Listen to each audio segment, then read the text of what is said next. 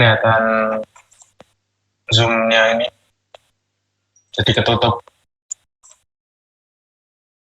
Bisa record Nathan? Coba ya.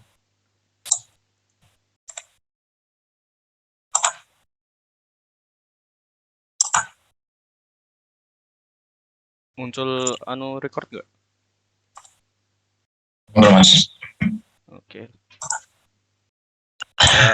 Assalamualaikum warahmatullahi wabarakatuh. Kami dari kelompok 5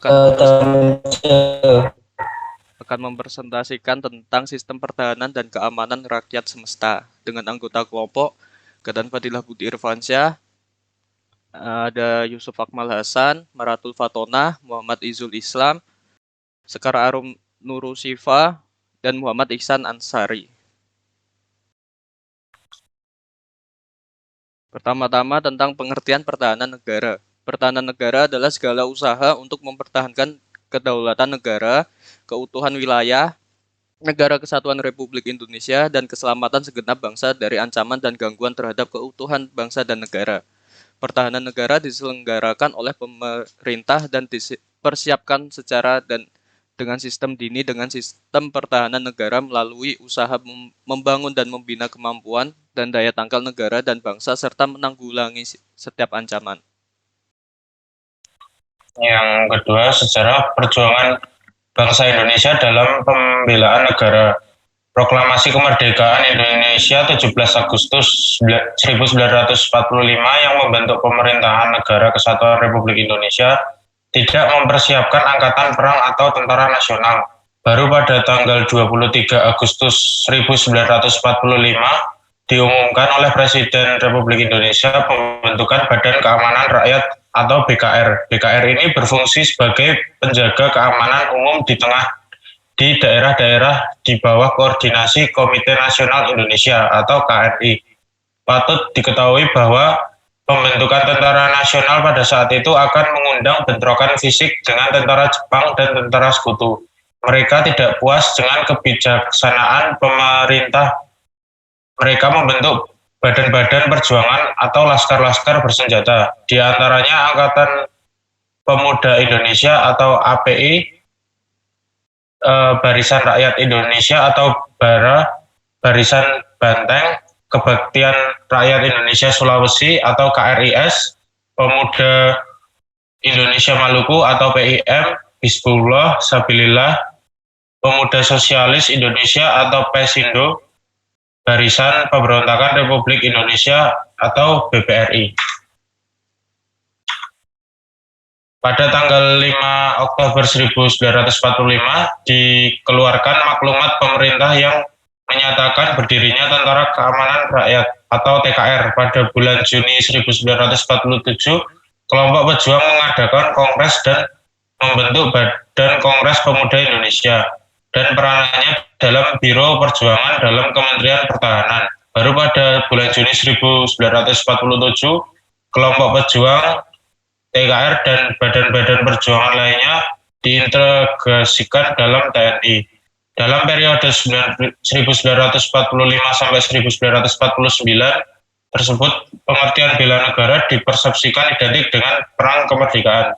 Pada periode 1950 sampai 1965, negara Indonesia menghadapi berbagai gangguan keamanan dalam negeri atau pemberontakan. Tahun 1965 sampai sekarang, periode Orde Baru ternyata ancaman, tantangan, hambatan, dan gangguan yang dihadapi lebih kompleks dan lebih luas daripada periode sebelumnya. Dengan demikian, penunaian hak dan kewajiban warga negara di dalam pembelaan negara dapat dilaksanakan melalui kegiatan di bidang-bidang ideologi, politik, ekonomi, sosial budaya, dan hankam sesuai dengan profesi masing-masing warga negara. Pengertian sistem pertahanan dan keamanan rakyat semesta. Yang pertama, bersifat semesta karena melibatkan seluruh rakyat dan sumber daya nasional, sarana dan prasarana nasional dengan segenap wilayah sebagai satu kesatuan pertahanan. Yang kedua, sistem pertahanan dan keamanan rakyat semesta juga didasari atas tanggung jawab akan hak dan kewajiban warga negara. rasa yakin pada kekuatan sendiri, serta kepercayaan pada kemenangan dan pantang menyerah. Yang ketiga, perlawanan rakyat semesta adalah bentuk kesadaran, sikap tekad, dan pandangan seluruh rakyat Indonesia dalam menangkal, mencegah, menumpas ancaman yang dapat mengganggu keselamatan bangsa dan negara Indonesia.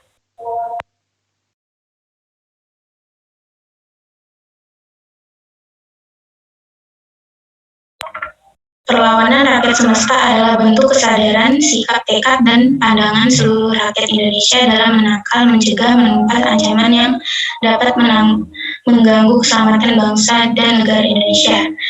Yang terakhir, perlawanan rakyat semesta bersifat kerakyatan, kesemestaan, dan kewilayaan.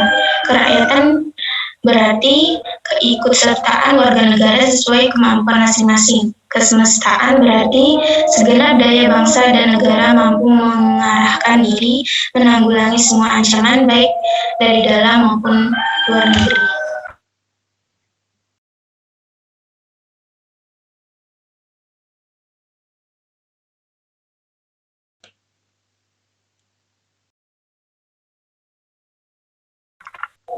Selanjutnya, wujud dan upaya bela negara. Berdasarkan peraturan perundang-undangan yang ada, yaitu Undang-Undang Nomor 29 Tahun 1954 tentang Pertahanan Negara, wujud bela negara dapat dikelompokkan sebagai berikut. Yang pertama, PPR atau P3R atau pendidikan, pendahuluan, perlawanan rakyat. Wajib latihan mahasiswa atau walawa. Rakyat terlatih, RATI, Angkatan Perang Republik Indonesia, APRI, dan terakhir cadangan Angkatan Perang Republik Indonesia. Lanjut. Kemudian di bawah payung Undang-Undang RI Nomor 14 Tahun 1962 dikeluarkan Keputusan Presiden Nomor 55 Tahun 1972 dan Nomor 56 Tahun 1972 tentang pembentukan pertahanan sipil dan perlawanan rakyat yang kemudian diperbarui dengan Undang-Undang Nomor 20 Tahun 1982 tentang pertahanan dan keamanan negara di dalam Undang-Undang Republik Indonesia Nomor 20 Tahun 1982 tentang pertahanan dan keamanan negara.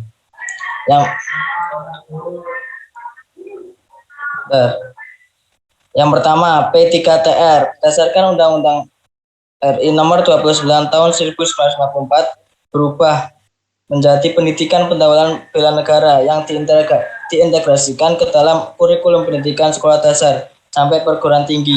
Di perguruan tinggi diwujudkan dalam bentuk mata kuliah kewirausahaan dan sekarang mata kuliah kewirausahaan ini diganti menjadi kewarganegaraan. Yang kedua, wajib latih mahasiswa digabungkan ke dalam rakyat terlatih yang mempunyai fungsi ketertiban umum, perlindungan rakyat, keamanan rakyat, dan perlawanan rakyat. Lanjut. Selanjutnya akan dijelaskan teman saya. Selanjutnya adalah APRI berdasarkan Undang-Undang Republik Indonesia Nomor 29 Tahun 1954 berubah menjadi ABRI yang terdiri atas TNI dan Polri. Selanjutnya cadangan APRI berubah menjadi cadangan ABRI. Dan yang terakhir perlindungan masyarakat atau biasa disebut Linmas.